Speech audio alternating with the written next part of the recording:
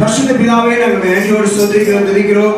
அருமையான செப்டம்பர் மாதத்தின் 2வது மணிமணிச்சி காலை ஆராதனைக்காய் ஸ்தோத்திரம். கர்த்தர் எங்களுக்கு ஆராதிக்க கொடுத்த தயவுக்காக நாங்கள் நன்றி செலுத்தினோம் ஆண்டவரே. உங்கள்கிட்ட எங்களோடு கூட நெருக்கத்திலும் புத்திரங்களிலும் வியாதிகள் மத்தியில் எங்களோடு கூட இருந்து எங்கள் தெய்வ ஜனங்களை கர்த்தர் ஆற்றி தேற்றி பாதுகாத்து ஆராதனைகள் கர்த்தர் நாளிலே கொண்டு வந்தீங்களே அதற்காய் ஸ்தோத்திரம் ஆண்டவரே. நாங்கள் ஒருமித்துமை ஆராதனை கிருபை கொடுத்தீங்க. இந்த வேளையிலும் அடியை மறைத்து கர்த்தருடைய வார்த்தையினால ஜனங்களை உயிர்ப்பிப்பீராக, ஆசீர்வதிப்பீராக, அந்த இரட்டிப்பான நன்மையினால் நிரப்புவீராக என்று சொல்லி சொல்கிறோம். தாமே ஆசீர்வதிங்க. இயேசு நாமத்தில் ஜெபிக்கிறோம் நல்ல பிதாவே. ஆமென். ஸ்தோத்திரம். அல்லேலூயா. அல்லேலூயா. அல்லேலூயா. நாளிலே தேவனுடைய வார்த்தையாக ரோமர் 8ஆம் அதிகாரம் 17-18 வசனங்கள் நாம் வாசிப்போம். நாம் பிள்ளைகளானால் சுதந்திரருமாமே, தேவனுடைய சுதந்திரரும் கிறிஸ்துவுக்கு உடன் சுதந்திரருமாமே. கிறிஸ்துவுடன் உடனே கூட நாம் மகிமைப்படும்படிக்கு அவருடனே கூட பாடுபட்டால் அப்படியாகும்.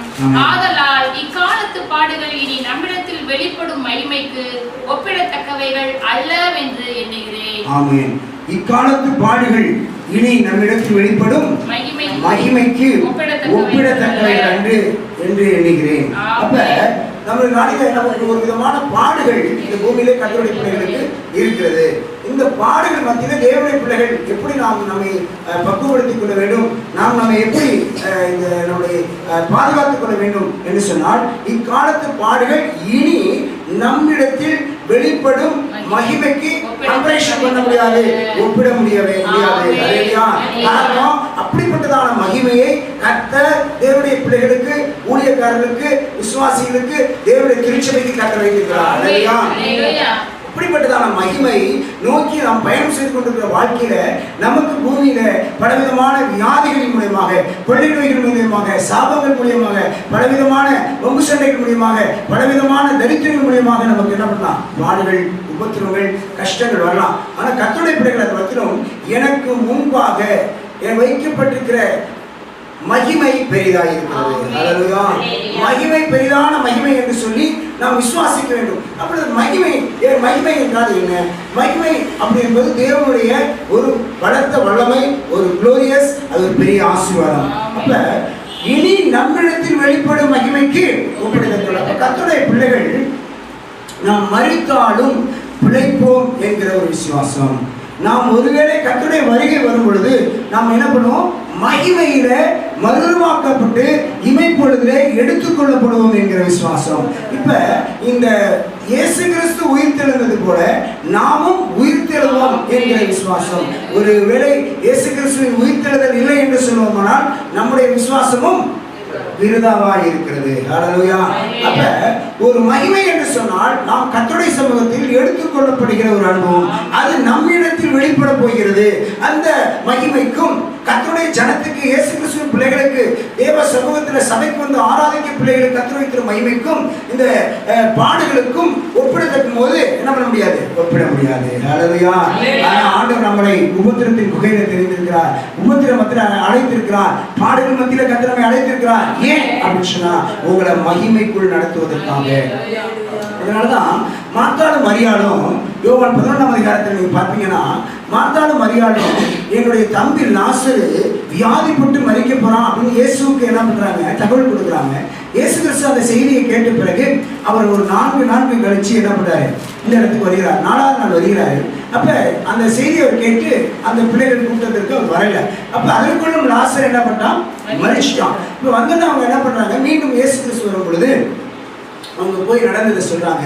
இயேசு கிறிஸ்து அவங்களோடு கூட துயரப்பட்டு கண்ணீர் விட்டு அந்த மார்த்தாளை பார்த்து அவர் கேட்கிறார், மார்த்தாளே மார்த்தாளே, நீ விசுவாசித்தினா தேவ மகிமையை காண்பாய். மார்த்தாளே, நீ விசுவாசித்தால் தேவ மகிமையை காண்பாய். நல்லா புரிஞ்சுக்கங்க, அவங்க இயேசு கிறிஸ்து அந்த நேரத்தில் அவர்களுக்கு முன்பாக ஒரு போதகராக, தேவனுடைய மனிதனாக அவர் காட்சி அளித்துக் கொண்டிருந்தார். அதை அவர்கள் நம்பி கொண்டிருக்கிறார்கள். அந்த போதகர் இயேசு கிறிஸ்துவோடு அவங்க இணக்கமான அன்பு அந்த மார்த்தாளும் மரியாளும் வச்சிருக்கிறாங்க. ஆனா அந்த மார்த்தாளும் மரியாளும் அறிய வேண்டிய ஒரு விஷயம் என்னவென்று சொன்னால், நீ மகிமையை காண வேண்டும். நீ விசுவாசித்தால் தேவ மகிமையை காண்ப. ஒருவேளை இயேசு கிறிஸ்துவை அவர்கள் கூப்பிடும் போது இயேசு கிறிஸ்து அந்த இடத்துக்கு வந்திருந்தால் ஜுரத்தை சுகமாயிருப்பார். ஒருவேளை ஒரு வியாதியை மாற்றக்கூடிய ஒரு ஹீலரா தான் அவங்களுக்கு தெரிஞ்சிருக்கும். ஆனா இயேசு கிறிஸ்து என்ன நினைக்கிறார்னா, எனக்கு தேவன் கொடுத்த அந்த மகிமையை இந்த மார்த்தாளும் மரியாளும் அறிந்து கொள்ள வேண்டும். அப்படின்னா மார்த்தாட்ட ஒரு கேள்வியை வைக்கிறார், நீ விசுவாசித்தால் தேவ மகிமையை காண்பார். அல்லேலூயா. அப்ப நீங்க நினைக்கலாம், மகிமை என்பது நமக்கு என்ன பண்ணும், நாம் தேவனுக்கு எதுவுமே செய்யாம அந்த மகிமை நம்ம வந்து அடைந்துடும் அப்படி இல்லை. நீங்கள் பாடுகள் மத்தியில கர்த்தர் உங்களை பார்த்து கேட்கிறார், நீங்க ஆண்டவர் உங்களை பார்த்து பிசாசு ஒரு பக்கம் மறுதளிச்சு விட்டுட்டு வந்துரு அப்படின்னு சொல்லுவான், இந்த ஆண்டவரை தூசிக்கிற அப்படின்னு சொல்லுவான், அதை மத்தியில் நான் ஆண்டவரை விட மாட்டேன் அப்படிங்கிற அறிக்கையை கர்த்தர் பார்க்கிறார். அல்லேலூயா. நீ விசுவாசிக்கிறாயா என்று கேட்டு, ஆமா ஆண்டவரே நான் விசுவாசிக்கிறேன்னு சொன்னது போல இந்த உபத்திரத்தின் காலத்துல, இந்த இடுக்கமான காலத்துல, இந்த போராட்டமான பாடுகள் இந்த காலத்துல ஆண்டவரை பார்த்து கேட்கிறார், நீ விசுவாசிக்கிறியா உன் வீட்டில் ஒரு மகிமையை நான் கட்டிட போகிறேன், நீ விசுவாசிக்கிறா உன் திருச்சபையில நான் ஒரு மகிமையை கட்டிட போகிறேன், நீ விசுவாசிக்கிறியா உன் பிள்ளைகள் வாழ்க்கையில நான் ஒரு மகிமையை கட்டிட போகிறேன், நீ விசுவாசித்தால் உன்னுடைய தனிப்பட்ட வாழ்க்கையில நான் ஒரு மகிமையை கட்டிடுகிறேன். அப்ப ஆண்டவருடைய கேள்விக்கு நாம் அறிக்கை செய்ய வேண்டியவர்களாய் நாம் இருக்கிறோம். அறிக்கை செய்யும் பொழுதுதான் கர்த்தர் நமக்கு ஒரு ரட்சிப்பை கொடுக்கிறார். இன்னைக்கு அநேகர் நம்ம என்ன நினைக்கிறோம், ஆலயத்துக்கு போகிறோம், ஆலயத்தில் உள்ள குருமார்களை அறிந்திருக்கிறோம், ஆலயத்தில் உள்ள கட்டடத்தின் அட்ரஸ் அறிந்திருக்கிறோம், ஆனா என்ன பண்ண முடியல, நமக்கு ஒரு விசுவாச அறிக்கையை ஸ்ட்ராங்கா செய்ய முடியல. அதனால நம்முடைய வாழ்க்கையில மகிமைக்கான பயணத்துல நமக்கு இக்காலத்து பாடுகள் மத்தியிலும் இனி நம்ம இடத்துல வெளிப்பட போகிற அந்த மகிமையை நோக்கி நம்மளால என்ன பண்ண முடியல, பயணம் செய்ய முடியல. அல்லேலூயா. அந்த மகிமை தான் இயேசு கிறிஸ்து உயிர் தெழுவது போல நாமும் உயிர் தெழுவது. அந்த முதல் வசனத்தில் பாருங்க, நாம் பிள்ளைகளானால் சுதந்திரமானே, தேவனுடைய சுதந்திரம் கிறிஸ்துவுக்கு உடன் சுதந்திரமாமே, கிறிஸ்துவுடனே நாம் மகிமைப்படும்படிக்கு அவரோடு கூட பாடப்பட்டால் அப்படி ஆகும். கிறிஸ்துவோடு கூட மகிமைப்படும்படிக்கு அவரோடு பாடுபட்டால் அப்படி ஆகும். அல்லேலூயா. அப்ப என்னன்னா, கிறிஸ்து நமக்குள் வந்துடுறார், நம்ம ஏற்றுக்கொள்கிறோம், அவரோடு கூட நாம் பாடுபடும் பொழுது அவர் பாடுபட்டு மரித்து அடக்க செய்யப்பட்டு உயிர் தெழுவது போல நாமும் உயிர் தெழுவோம் என்கிற மகிமை. அல்லேலூயா. அல்லேலூயா. அதனால பேதுருல 2 பேதுரு 1 சொல்லப்பட்டிருக்கு, 2 தீமோத்தேயு 2:12 சொல்லப்பட்டிருக்கு, அவரோடு கூட பாடுகை சரிப்போமானால் அவரோடு கூட ஆளுகை செய்வோம். அல்லேலூயா. 2 தீமோத்தேயு 2:12 அவரோடு கூட பாடுகை செய்வோமானால் அவரோடு கூட ஆளுகை செய்வோம். அப்ப அருமையான தேவ ஜனங்களே, கர்த்தர் நம்மோடு கூட இருக்கிறார் என்ற விசுவாசத்தின் மூலமாய் இக்காலத்தில் பாடுகளை நீங்க என்ன பண்ணாங்க, கவலைப்படாங்க. ஏன்னா அந்த பாடுகள்ல உங்களோடு கூட இருந்து உங்களை வழி நடத்த, உங்களை போஷிக்க, உங்களை காப்பாற்ற, உங்களுக்கு ஆலோசனை சொல்ல வளமுள்ள தேவனாய் இருக்கிறார். அல்லேலூயா. இந்த பூமியில நமக்கு ஏன்னா இந்த பாடுகளை விட, இந்த சிரமங்களை விட, இந்த கஷ்டங்களை விட, இந்த பூமிக்குரிய நம்ம 70 வயசு 100 வயசு வாழ்வோம், இந்த வாழ்க்கையின் போராட்டங்களை விட கர்த்தர் உங்களுக்கு வைத்திருக்கிற யுகமான ஆசீர்வாதம் பெருசு. அதனாலதான் உனக்கு முன்பாக வைக்கப்பட்டிருக்க மகிமைக்கு என்ன பண்ண முடியாது, இந்த பாடல சும்மா தூசுமா ஒப்பிட முடியாது. அதனாலதான் நீங்க என்ன பண்ணுங்க, நன்மை செய்து பாடுபட்டால் என்ன பண்ணும், 1 பேதுரு 2:20-21 நீங்கள் குற்றம் செய்து அடிக்கப்படும் போது பொறுமையோடு சகித்தால் அதனால என்ன கீர்த்தி உண்டு, நீங்கள் நன்மை செய்து பாடுபடும் போது பொறுமையோடு சகித்தால் அதுவே தேவனுக்கு முன்பாய் பிரதியாகி இருக்கும். அல்லேலூயா. இப்போ ஒரு தப்பை செஞ்சுட்டு நம்ம தண்டனை பெறணும், ஐயோ நான் கஷ்டப்படுறேன், நான் உபத்திரப்படுறேன் அப்படிங்கிறது அதனால ஒரு பெரிய புகழ்ச்சி கிடையாது. நீ இயேசு உன்னோடு கூட இருந்து இயேசு நிமித்தம் நீ பாடுபடும் பொழுது, சுவிசேஷத்தின் நிமித்தம் நீ பாடுபடும் போது, நீ கிறிஸ்துவுக்காய் வாழும் என்கிற பரிசுத்த ஜீவத்தின் நிமித்தம் பாடுபடும் பொழுது நீ அதை நீ என்ன பண்ண, நீ நன்மை செய்து, நான் ஆண்டவருக்காக பொறுமையா இருந்தேன், ஆண்டவருக்காய் விட்டு கொடுத்தேன், ஆண்டவருக்காய் நான் அந்த நன்மையான காரியங்கள்லாம் ஜனங்கள் செய்தேன், நன்மை செய்யும் தூசிக்கப்படுகிறேனே, நான் செய்யாத காரியத்தை செய்தேன் என்று சொல்கிறார்களே அப்படின்னு சொல்லி பாடுபடுகிற அனுபவம் இருக்கு பாருங்க. அதை சொல்ல, நன்மை செய்து பாடுபடும் போது பொறுமையோடு செய்தால் அதுவே தேவனுக்கு முன்பாக பிரதியாயிருக்கும். அல்லேலூயா. ஒருவேளை நீங்க இதுவரையிலும் கர்த்தருடைய பார்வையில் உண்மையான பிள்ளைகளா இருப்பீங்க, நன்மை செய்திருப்பீங்க, ஆனா பாடுபடுவீங்க, அதனால சோர்ந்து போகாதீங்க. ஏன் கர்த்தர் எனக்கு அனுபவிச்சார்ல, ஆண்டவர் அதை பார்த்து பிரியப்படுறார். என் பிள்ளையோட நான் இருக்கிறதுனால, என் பிள்ளை இந்த உபத்திரத்துல ஸ்ட்ராங்கா இருக்கு. அல்லேலூயா. என் பிள்ளையோட கிறிஸ்து இருக்கிறதுனால என்ன பண்ண, என் பிள்ளை இந்த பாடுகள் மத்தியில் என்ன பண்ணுது, நிக்குது. அல்லேலூயா. ஆமா, ஏன்னா அந்த பிள்ளைக்கு நான் மகிமையை காண செய்ய போறேன். அந்த குடும்பத்துல அவங்க மகிமையை குளோரியஸை பார்க்க போறாங்க, அவங்க ஊழியத்துல ஒரு குளோரியஸை பார்க்க போறாங்க, அவங்க தனிப்பட்ட வாழ்க்கையில ஒரு குளோரியஸை பார்க்க போறாங்க. ஏன்னா நான் மகிமையை காண செய்ய போகிறேன், அவங்களுக்கு முன்பாக மகிமையை வைக்கப்படுகிறது. அல்லேலூயா. இதற்காக அடுத்த வசனம், அழைக்கப்பட்டிருக்கிறீர்கள், எனவே கிறிஸ்துவும் உங்களுக்காக பாடுபட்டு நீங்கள் தம்முடைய அடிச்சுவடுகளை தொடர்ந்து வரும்படி உங்களுக்கு மாதிரியை பின்வைத்து போனார். அல்லேலூயா. ஐயா, நீங்க நன்மை செய்து பாடுபடும் ஏன்னா அதற்காக இயேசு கிறிஸ்து உங்களுக்கு ஒரு மாதிரியை வைத்து போனார். ஏன்னு சொன்னா பாலை விட மகிமை எப்படி இருக்கு? பெருசா. ஹல்லேலூயா. ஆமா, அதான் தேவனுடைய சித்தம். அந்த இயேசு கிறிஸ்து இந்த மகிமையான சித்தத்தை நிறைவேற்ற வேண்டியதாக இருந்தது. அவர் மரித்து அடக்கம் செய்யப்பட்டு எல்லா மனிதர்கள் போல் அவர் மண்ணில் மக்க வேண்டியவர் அல்ல, அவர் உயிர் தர வேண்டியவர். ஹல்லேலூயா. அந்த சித்தத்தை அவர் நிறைவேற்றினார். ஹல்லேலூயா. அதே சித்தத்தை நாமும் நிறைவேற்றும் அப்படின்னு சொன்னா நீ விசுவாசிக்கிறாயா? உயிரோடு இந்த திருச்சபையில் மேய்ப்பன் பேசிக் கொண்டிருக்கும் போது விசுவாசிகளா நீங்கள் உட்கார்ந்து கேட்டுக்கொண்டிருக்கும் போது நான் மரித்தால் உயிர் தருவேன் என்கிறதை விசுவாசிக்கிறீர்களா? ஆமாண்டவே நம்ம விசுவாசிக்கிறோம் என்று சொன்னால்தான் நம்முடைய காலங்களில் ஒருவேளை நாம் மரிப்போமானால் கர்த்தருடைய கால சத்தம் தெரிவிக்கும் பொழுது எமைப்படுகிறேன் நம் கல்லறை இல்லை நான் உயிரோடு இருப்போமானால் ஆண்டவருடைய சத்தம் கேட்கும் பொழுது இமை பொழுதிலே மகிமையிலே எடுத்துக் கொள்ளப்படுவோம். இதை பூமியில நீ உயிரோடு இருக்கும் போது அறிக்கை செய்யணும். ஆமா, வெற்றிக்குண்டாக வாயினால் அறிக்கை செய்யப்படும். அப்ப வாயினால் என்ன பண்ணும்? அறிக்கை செய்யணும். ஆமா, பாவத்தின் கிரிகள் இருந்தா தன் பாவங்களை அறிக்கை செய்து விட்டு விடுகிறவன் இரக்கம் பெறுகிறான். ஆமா, நான் கர்த்தருடைய சமூகத்தில் எடுத்துக் கொள்ளப்படுவேன். நான் அதற்காக தான் தேவ சமூகத்துக்கு வருகிறேன். நான் பரிசுத்தமாகி கொண்டிருக்கிறேன். நான் பரிசுத்தமாகுவேன். பரிசுத்தமாக்கி கொண்டிருக்கிறார். என்னை பரிசுத்தமாக்குவார். ஹல்லேலூயா. ஏன்னா நான் ஆராதிக்கிற தேவன் இயேசு பரிசுத்தர். ஹல்லேலூயா. ஆகையால் நானும் பரிசுத்தராய் இருக்கிறேன். ஹல்லேலூயா. அதனால அவர் என்னை அவர் உயிர்த்தெழுந்திருக்கிறார். இயேசு பெரிய கடவுள்பா, பிதா அனுப்பிய தேவகுமாரன்பா, அதனால அவர் உயிர்த்தெழுந்தாரு. நானா உயிர்த்தெழ முடியுமா அப்படின்னு நீங்க விசுவாசிக்காம மரிச்சிட்டீங்கன்னா எத்தனை பாஸ்டர் உங்க கடையில ஜெபம் பண்ணாலும் என்ன பண்ண முடியாது, பரலோகத்துக்கு நீங்க போறது கஷ்டமா போயிடும். ஹல்லேலூயா. உயிரோட இருக்கும் பொழுதே நான் கர்த்தருடைய பிள்ளை. ஹல்லேலூயா. ஆமா, எனக்கு முன்பாக மகிமை வைக்கப்பட்டிருக்கிறது. ஆமா, நான் பாடல்கள் மத்தியிலே நான் கர்த்தரை ஆராதித்ததுனால, பாடல்கள் மத்தியிலே கர்த்தருக்கு வாழ்ந்ததுனால, நான் பாடல்கள் மத்தியிலே நான் கர்த்தருக்கு சாட்சி பெற்றதுனால எனக்கு கர்த்தர் வைக்கப்பட்ட மகிமையை நான் எடுத்துக் கொள்ளப்படுகிறேன். ஹல்லேலூயா. ஆமா, பெரிய மகிமை. நம்ம இன்னைக்கு மகிமைன்னா என்ன சொல்றோம்னா, இதுல பைபிளில் பலவிதமான மகிமைகள் சொல்லப்பட்டிருக்குது. ஆனா கர்த்தருடைய சமூகத்தில் எடுத்துக்கொள்ளப்பட்ட மிக முக்கியமான மகிமை என்னன்னா, நாம் தேவ சமூகத்தில் போய் சேருகிற ஒரு மகிமை. ஹல்லேலூயா. அதைதான் மாத்தாள் அறிந்து கொள்ள வேண்டும் என்று சொல்லி அவருக்கு லாசரை சுகமாக்குறது ஒரு பெரிய விஷயம் கிடையாது. என்ன கையை வச்சா சுகமாயிப்பா, என்னை குசுனா சுகமாயிப்பா, சாத்தானே விட்டு விலகி போ அப்படின்னா சுகமாயிப்பா, வியாதியை விலகி போனா சுகமாயிருக்கும். ஆமா, ஆனா இல்லை ஒருவேளை அங்கேருந்து பெத்தானியாவிலிருந்து சொல்லி விட்டுருந்தாலும் சுகமாயிருப்பான். ஹல்லேலூயா. அவர் அதெல்லாம் முக்கியத்தை விட என் பிள்ளைகள் என்னை அறிந்திருக்கிறார்கள், ஆனால் அவர்களுக்கு முன்னாடி அவர்கள் மகிமையை காண வேண்டும். அவர்கள் வேறு கீழே பார்க்கக்கூடாது.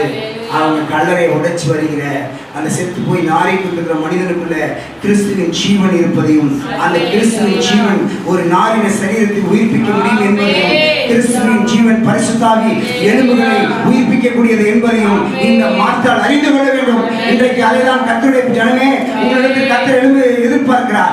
நாம் கல்லை மண்ணை வணங்குகிறவர்கள் அல்ல, நாம் ஜீவனுள்ள தேவனை, பரிசுத்தாவின் வல்லமையுள்ள தேவனை ஆராதிக்கிறோம். அவர் உங்களை உயிர்ப்பிக்க விரும்புகிறார். இயேசு கிறிஸ்துவை பூமியிலிருந்து உயிர்ப்பித்த அதே பரிசுத்தாவி உங்களை சாவுக்கு ஏதுவான சரீரத்தை உயிர்ப்பிக்க சித்தமானதாக இருக்கிறது. அதை நீ விசுவாசிக்கிறாயா? மகிமையை காணும்படி இந்த ஆராதனை விசுவாசிக்கிறார். கர்த்தர் இந்த நாளிலே உங்களை உயிர்ப்பிக்க விரும்புகிறார். ஆமா, சிறைப்பட்டிருக்கிற உங்க குடும்பத்தை, ரட்சிக்கப்படாமல் இருக்கிற குடும்பத்தை கர்த்தர் உயிர்ப்பிக்கும்படி கர்த்தர் உங்களிடத்தில் ஒரு விசுவாசத்தை எதிர்பார்க்கிறார். நீ விசுவாசிக்கிறாயா? நீ விசுவாசித்தா தேவ மகிமையை காண்கிறார். ஹல்லேலூயா. 2 பேதுரு 1ஆம் அதிகாரம் 3ஆம் வசனம்.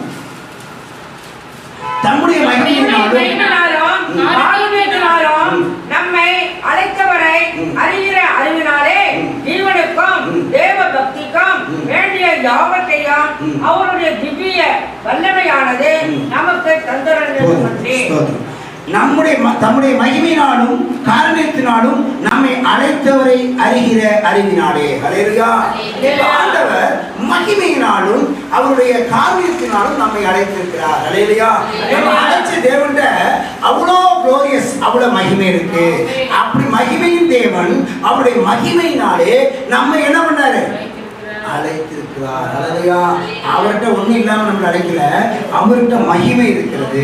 அந்த குளோரியஸோட தான் உங்களையும் என்னையும் அழைத்திருக்கிறார். அப்படி அழைத்த தேவனை நீங்க அறியணும், திருச்சபை அறியணும். நம்ம ரட்சிக்கப்படாத ஜனங்கள் மகிமை நிறைந்த தேவனை அறிய வேண்டும், அடையாளம் கண்டு கொள்ள வேண்டும். இன்றைக்கு சபை என்ன பண்ணும்? அந்த தேவனை அடையாளப்படுத்த வேண்டும், அந்த தேவனை அறிவிக்க வேண்டும். ஒருவேளை திருச்சபை அந்த மகிமையான தேவனை, அந்த மகிமையின் பிரசனத்தை உணர்ந்து அதை அறிவீர்களானால் ஜீவனுக்கும் பக்திக்கும் வேண்டிய யாவற்றையும், இந்த பூமியில நீ வாழ்வதற்கும் நீ மறுமைக்கு போய் செய்வதற்கான பக்திக்கும் எல்லாத்தையும் உனக்கு என்ன திவ்ய வலிமையானது தந்திரங்களுக்கு நன்றி. உங்களுக்கு அந்த வல்லமையான மகிமையான தேவன், மகிமை நிறைந்த தேவன் உங்களை அழைத்திருக்கிறதுனால உங்கள் பூமியில வாழ்வதற்கும் நீங்க பக்திக்கு, அதாவது பக்தினா எதுக்கு பக்தி? பூமியில வாழ்வதற்கான ஒரு பக்தி, பரலோகத்துக்கு போய் சேர்வதற்கான ஒரு பக்தி. அல்லேலூயா. நம்ம எதுக்காக பக்தி சொல்றோம்? நம்ம பூமியில எல்லாருமே பூமியில வாழ்வதற்கான ஒரு பக்தி தான் இருக்காங்க.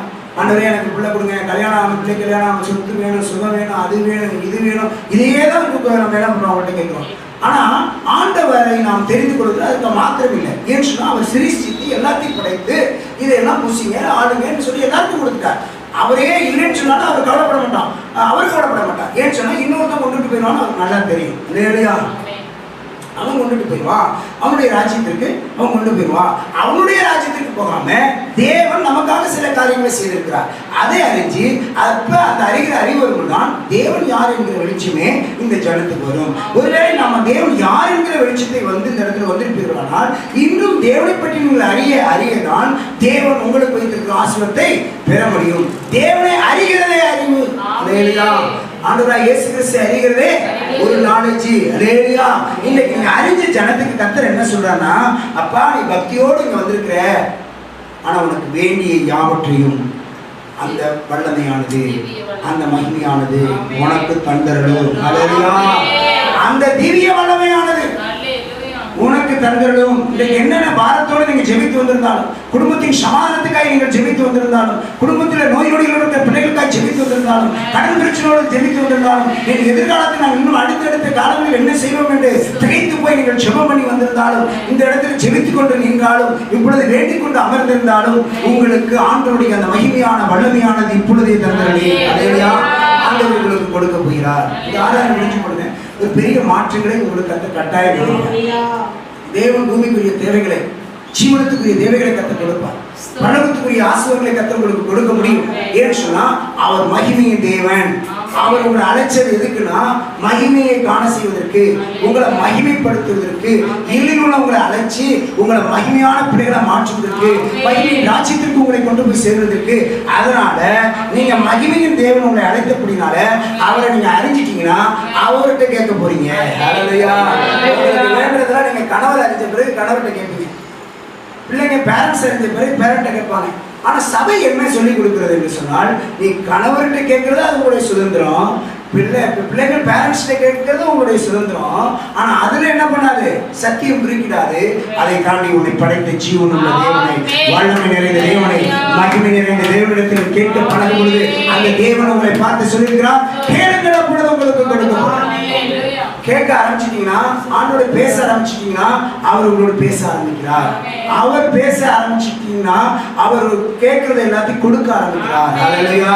ஏன் அப்படின்னா அவர்கிட்ட கொடுக்கும்படியான ஒரு திவ்ய வல்லமை இருக்கிறது, உங்களை மகிமைப்படுத்தும்படியான ஒரு திவ்ய வல்லமை இருக்கிறது. அல்லேலூயா. அந்த ரோமர் 8ஆம் அதிகாரம் 17ஆம் வசனத்துக்கு நேரம் மீண்டும் வருவோமானால், நாம் பிள்ளைகளானால் சுதந்திரமானமே, தேவனுடைய சுதந்திரம் கிறிஸ்துக்கு உடன் சுதந்திரமாமே, கிறிஸ்துவோடு கூட நாம் மகிமைப்படும்படிக்கு அவரோடு கூட பாடுபட்டால் அப்படியே ஆகும். தேவனுடைய சுதந்திரம் கிறிஸ்துடன் சுதந்திரமாகும். சுதந்திரம் நம் பிள்ளைகள் அப்படின்னு சொன்னால் யோவான் 1:12 பார்க்கிறோம். இயேசு கிறிஸ்துவை அவருடைய நாமத்தை ஏற்றுக்கொள்கிற அத்தனை பேரும் தேவனுடைய பிள்ளைகள். அல்லேலூயா. நீங்க சொல்றோம் பூமியில எல்லாம் கர்த்தருடைய பிள்ளைகள் தானே அப்படின்னு நல்லா புரிஞ்சுங்க. ஆண்டவர் சிருஷ்டிக்கிறதுனால அவருடைய ஜனம், அவருடைய மனுஷர்கள், அவர் ஏற்படுத்திய மனுஷர்கள். ஆனா அந்த பிள்ளை என்கிற ஒரு கேட்டகரிஸ்குள்ள வரணும்னா யார் ஒருத்தர் இயேசு கிறிஸ்து நாமம் தான் தேவாதி தேவன். அல்லேலூயா. இயேசு கிறிஸ்து என் இரட்சகர் என்று சொல்லி அவருடைய நாமத்தை ஏற்றுக்கொள்கிறார்களோ அவர்களோடு தான் பிள்ளைகள் ஆகும்படி அதிகாரம். நல்லா புரிஞ்சுக்கங்க. மற்றவங்களெல்லாம் பிள்ளைகள் இல்லையா? இது தனி சுதந்திரம். இது அல்லேலூயா. இந்த சுதந்திரத்தை நம்ம ஏற்றுக்கொள்ள முடியலாம். இருக்கிற எல்லாரும் மனுஷர்கள், ஜனங்கள். அவர்கள் சாத்தானுடைய வார்த்தைக்கு கீழ்ப்படிஞ்சு சாத்தானை அவர்கள் தன்னுடைய இரட்சகராகவோ சாத்தானை தன்னுடைய தேவனாக அவர்கள் ஏற்றுக்கொள்ளும் பொழுது அவர்கள் அதற்குரிய ராஜ்யத்துக்கு போவாங்க. ஆனால் கர்த்தருடைய பிள்ளைகள், இயேசு கிறிஸ்து அவருடைய நாமத்தை ஏற்றுக்கொள்கிற ஜனங்கள் என்ன பண்றோம்? அவருடைய பிள்ளைகள் ஆகும்படியான அதிகாரத்தை கர்த்தர் வச்சிருக்கிறார். அல்லேலூயா. நம்ம அப்பா அம்மா கூட பிள்ளைக்கு என்ன பண்ணுவோம்? டக்குன்னு ஒரு சுதந்திரத்தை கொடுக்க மாட்டோம். ஒரு அப்பா அம்மா வச்சிருக்க நல்ல ஒரு ஃபேக்டரியோ ஒரு கடையோ டக்குன்னு என்ன பண்ண மாட்டோம்? பிள்ளைகளுக்கு எழுதி கொடுக்க மாட்டோம். நல்ல வச்சிருக்க வீடு என்ன பண்ணுவோம்? அது கடைசி போலவங்க ரொம்ப ஸ்ட்ராங்கா இருக்கிறாங்க. அந்த ஜீவன் போற 4-5 நாளைக்கு முன்னாடி தான் என்ன பண்றாங்க? அவங்க எழுதி கொடுக்குறாங்க. அவ்வளோ கான்ஃபிடென்ட் அவங்கள்ட்ட இருக்கு. ஏன்னா அது வரைக்கும் என்ன பண்ண மாட்டாங்க? அந்த தன்னுடைய பொறுப்பை கொடுக்க மாட்டாங்க. இயேசு கிறிஸ்து அப்படின்னு. அல்லேலூயா. அல்லேலூயா. நீங்க எப்ப கேட்டாலும் அவர் செய்யறத உடனே செய்வார். பேருக்கு போறான், அங்கேயிருந்து கடல்ல இயேசு நடந்து வருகிறார். வந்தோடனே இயேசுவே நானும், ஐயரே நானும் அப்படிங்கிறான். உடனே வாப்பா அப்படின்ட்டு. அவனுக்கு அப்புறம் பயம் வந்துருச்சு, அவிசுவாசம் வந்துட்டு அவன் முடிவு போனான். ஆனா அவர் கட்டளை கொடுத்துட்டார், உடனே நீங்க செய். அல்லேலூயா. ஆமா, நான் செய்யறதை விட நீங்க அதிகமான மேலானவர்களை செய்யணுங்கிறது அவருடைய விருப்பம். அதனால இன்றைக்கு இயேசு கிறிஸ்து நமக்கு நல்ல ஒரு சுதந்திரத்தை கொடுத்திருக்கிறார். அவரை போல அதிகாரம் உடையவனா பேசணும், அவரை போல வியாதிகளை பிசாசுகளை துரத்தணும், அவரை போல வாழணும், அவருக்கு சாட்சியா நிற்கணும், அவர் சாட்சியா இருக்கணும், நாமும் சாட்சியா இருக்கணும். ஆனா அந்த சுதந்திரம் மாமே கிறிஸ்துவோடு நாம் மகிமைப்படும்படிக்கு அவரோடு பாடுபட்டால் அப்படி ஆகும். இன்றைக்கு இயேசு கிறிஸ்து நமக்காக உண்மையை பாடுபட்டார். அவர் தேவன் பாடுபட்டார். அப்படி இல்லை, தேவாதி தேவன் மனுஷனாய் வந்து பாடுபடுது. நமக்கு என்ன அந்த பாடுபடுறதுனால இருக்க சிரமங்கள் இருக்கோ அத்தனை உபத்திரத்தையும் அவர் உணர முடிந்தது. அவர் எவ்வளவு பாடுபட்டாரோ அவ்வளவு பாடுகளையும் நம்ம அவருடைய நாமத்தினால் சகிக்க நம்ம ஒப்பு கொடுத்து அவருடைய நாமத்திற்கு வாழ நாம் முயற்சி பண்ணி அவருக்காய் வாழும் பொழுது அவர் நமக்கு வைத்த ஆசீர்வாதங்கள் ஒன்றும் தடைப்படாது. ஏன்னா இக்காலத்து பாடுகள் இனி நம் இடத்தில் வெளிப்படும் மகிமைக்கு ஆண்டவர். அருமையான தேவ ஜனங்களே, உங்களுக்கு ஒரு மகிமையான ஒரு வாழ்க்கையை வைத்திருக்கிறார். உங்களுக்கு மகிமையின் ராஜ்யத்தை வைத்திருக்கிறார். நீங்க மகிமைப்பட வேண்டும் என்பது தேவனுடைய விருப்பம். அந்த மகிமைக்காக கர்த்தர் உங்களை அழைச்சிருக்கிறார். எப்படி பொண்ணு அக்னியில சோதிக்கப்பட்டு அதுக்கு சுத்த பொண்ணாக சொல்லிக்குதோ அது போல உங்களுக்கு இந்த நாளிலே எந்த விதமான பாடுகள், வியாதிகள், பலவீனங்கள், தரித்திரங்கள், சண்டை சச்சரவு வந்தாலும் உங்களை ஒரு பொண்ணா ஜொலிக்க செய்து கர்த்தருடைய நாளிலே தேவன் உங்களை மகிமைப்படுத்த விரும்புகிறார். அதாவது இக்காலத்து பாடுகள் இனி நம்ம எடுத்து வெளிப்படும் மகிமைக்கு ஒப்பிடத்தக்க அல்ல. அதனால ஒருவேளை இந்த வேலையை நீங்க சோர்ந்து போய் வந்திருக்கலாம். நீண்ட மாதத்துக்கு பிறகு நீங்க இந்த இடத்துக்கு கடந்து வந்திருக்கீங்க. ஆனாலும் சோர்ந்து போய் நீங்க வந்துடலாம். கண்களை மூடி கட்டளை சுமத்தில் ஒப்புக்கொடுங்க. ஹல்லேலூயா. இந்த இடத்துல போகும்போது எனக்கு முன்பாக வைக்கப்பட்டிருக்க மகிமை பெரியது. ஹல்லேலூயா. என்னை கர்த்தர் அழைத்த தேவன் எனக்கு திவ்ய வல்லமையானது. எனக்கு நான் கேட்கிற யாவற்றையும் கொடுக்க சித்தமுள்ள தேவனாய் இருக்கிறார். ஹல்லேலூயா. நான் கண்ணீரோடு நான் ஜெபம் பண்ணி செல்ல போறேன். அதெல்லாம் கண்களை மூடி கண்ணீரோடு ஜெபம் பண்ணுங்க. கேட்கிறதை நீ பெற்றுக்கொள்ள போற. ஏன்னா தேவன் வல்லமை நிறைந்த தேவன், மகத்துவம் நிறைந்த தேவன். தன்னுடைய வல்லமை உனக்கு வெளிப்படும்படியாக உனக்கு ஏற்பட்ட வியாதியில தன்னுடைய வல்லமை வெளிப்படுத்தினாரே, உனக்கு ஏற்பட்ட பிரச்சனை தன்னுடைய வல்லமை வெளிப்படுத்தினாரே, உனக்கு ஏற்பட்ட எதிர்ப்புகள், நிந்தைகள், அவமானத்தை தன்னுடைய வல்லமை வெளிப்படுத்தினாரே, அதே கர்த்தர் இன்றைக்கும் இந்த வேளையில் உன்னோடு கூட இருந்து இனி வரும் நாட்களில் அந்த மகிமை வெளிப்படுத்தும்படியாக தன்னுடைய வல்லமை உனக்கு அனுப்புகிறார். ஈஷா கரவா தூரவா கரவா ஓரி கபாபா ஷந்தனவா தூரவா கரவா கரவா ஓரி கபாபா ஷந்தனவா தூரவா. ஆமென். அன்பின் பிதாவே, இந்த அருமையான நல்ல ஓய்வு நாளிலும் வந்திருக்கிற ஜனங்களை நாங்கள் ஒப்புக் கொடுக்கிறோம். அடியனை மறைத்து கொடுத்த வார்த்தைகளின்படி அந்த பிள்ளைகளை ஆசீர்வதிக்கிறார்கள். அதுவே இந்த நாட்களில் எந்த விக்கனங்களும் போராட்டங்களும், அதுவே எந்த விதமான விளைவுகளும், வறுமைகளும், சிறுமிகளும், எதிர்ப்புகளும், அதுவே இந்த கொரோனா வியாதி போன்ற போராட்டங்களும், அதுவே தேவ ஜனங்களுக்கு ஒரு ஆதரவை பாதுகாத்துக் எங்கள் பட்டணத்தில் இருக்கிற குறிப்பிட்டதான வியாதியிலிருந்து அதுவே எங்கள் ஜனங்கள் ரசிக்கப்படட்டும், மனந்திரப்பட்டும், கர்த்தரை அறிவிப்பு வரட்டும். அதுவே இந்த வியாதியின் வல்லமை கொடூரங்கள் சீக்கிரம் ஒழித்து போகட்டும். சீக்கிரத்தில் அளவு பள்ளிகள், கல்லூரிகள் திறக்கப்பட ஜெபிக்கிறோம். அதுவே நல்ல ஒரு மழை விவசாயத்தை கட்டளை ஜெபிக்கிறோம். தேசத்தில் சமாதானமாக ஜெபிக்கிறோம். அதுவே அதிகாரிகள், அரசாங்க அதிகாரிகள், ஆளுநர்களை கர்த்தர் ஆசீர்வதிப்பீராக. இன்றைக்கு வராத திருச்சபை மக்களை கூட கரங்கள் கொடுக்கிறோம். தொடர்ந்து கர்த்தர் தாமே ஆசீர்வதிப்பீராக. இதை நாம் மயப்பட்டு கர்த்தர் இயேசு நாமத்தில் ஜெபிக்கிறோம் நல்ல பிதாவே. ஆமென்.